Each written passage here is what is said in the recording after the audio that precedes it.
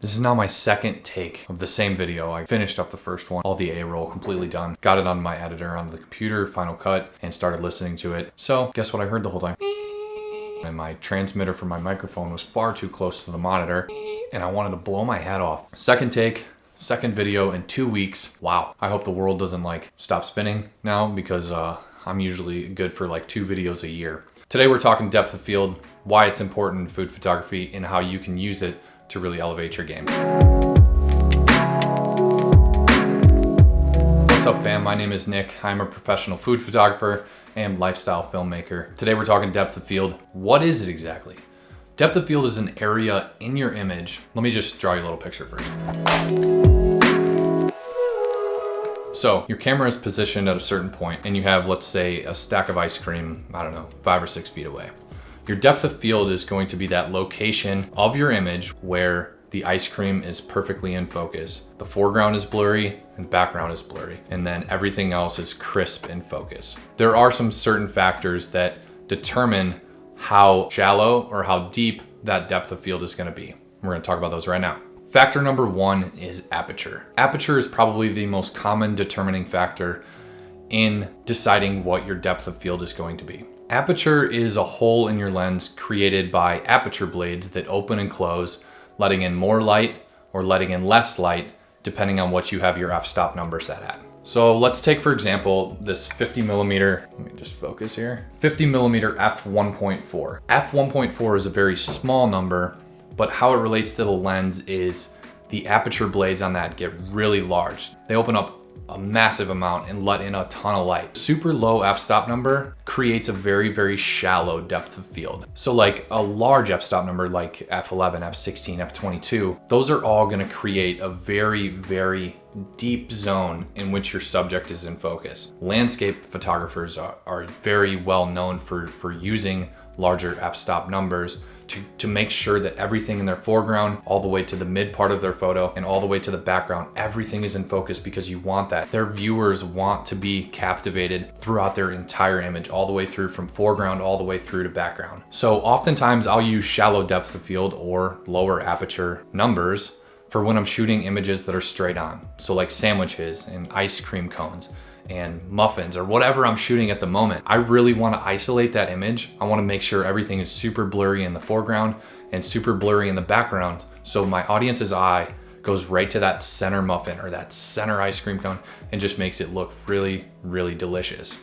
I don't want them to be distracted in this case by anything that's going on in the background or anything that's going on in the foreground. This shallow depth of field technique works awesome if you're in an ambient place like a restaurant or outside at a cafe, and you don't want a lot of let's say the street life to be very prominent in your background. You want to pull a lot of that focus and that attention of the food that you're shooting right there on the food, and you really want to dial it in and have the rest of the background just super blurry and super creamy. That way your audience's eye goes directly to that point that you've decided is going to be your focus point and nothing else in the image. For flat lay images, I'll often shoot at a higher f-stop number, like f5.6 or greater, sometimes up towards f8 or 9. I just want to make sure that everything is in focus in my images.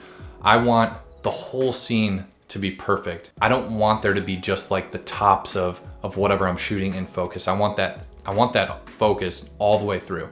Now, there's an exception to this rule. Sometimes if I'm shooting a drink or something and I want the cinnamon stick or the mint leaves to really come to life and just fully isolate that, I will shoot at a lower f-stop, like an f1.4 or 1.8, 2.8, something like that, to really, really isolate that part of the image and only show that detail. Factor number 2 is your distance to the subject you're shooting. Let me just use this as a small example. I'm shooting on a Sony right now with a 35 millimeter. And right now I'm shooting at f2.8. So as you can see, kind of pay attention to the background a little bit here. And as my face gets closer to the camera, you can see a lot of the stuff in the background becomes more and more out of focus. I definitely don't want to be this close to the camera ever. But you can see even my ears here are a little bit more out of focus. Whereas if I were to back up, everything becomes more in focus. Let me just grab my camera quick. This is the Canon 6D Mark II. This is what I shoot the majority of my food photos with. So let's say this is your depth of field right here. This is your camera and this is your physical position to where you're gonna be shooting.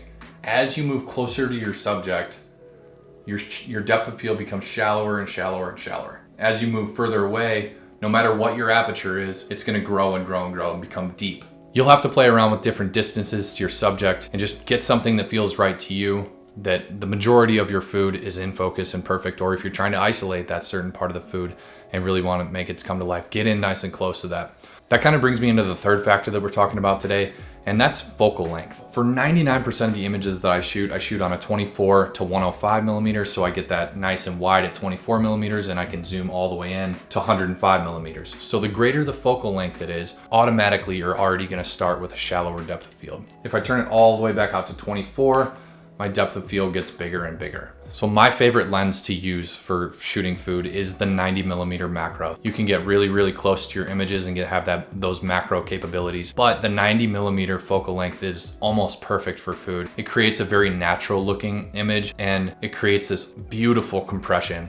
And everything just looks so perfect and so realistic, and just the quality and the crispness of a 90 millimeter focal length is just something I can definitely get down with. There will be times like when I'm shooting flat lay images and I want to catch more of the scene and really showcase like all the food that I have laid out on a big table. Like I'm going to use something like a 24 millimeter or 35 millimeter, and that's going to help keep everything nice and crispy and focused depending on what my aperture is too, just because it captures all of that detail in the scene. I like shooting a lot of my food with the 24 to 105 just because I have that flexibility, that variability. I would say depth of field is very artistic and it's very subjective. You know, there are certain photographers that are gonna love a super low f-stop. There's some photographers that are gonna love like a mid-range. And then obviously like some of the landscape people are gonna love the higher f-stop. There's no right or wrong way to do any one of these things. I would just say practice as much as you can. Try to combine a lot of these three things into your work and into your food images and see what happens. Don't be afraid to change things up. It's scary to go off the grid and try new things, but that's part of developing and learning as a creative and as a photographer is doing those things that other people aren't doing, or trying new things to really hone your skills and get better at your skill set and ultimately be a better photographer. That's everything I got for today, guys. If you have any questions at all, I love talking camera gear and camera settings. I'm a super camera nerd. So just hit me up on Instagram at Fork and Pancakes, or drop a comment down below. In YouTube, I'd love to chat with you there about what you got going on. And until then, I'll see you next time. Who knows? Maybe next week. Peace.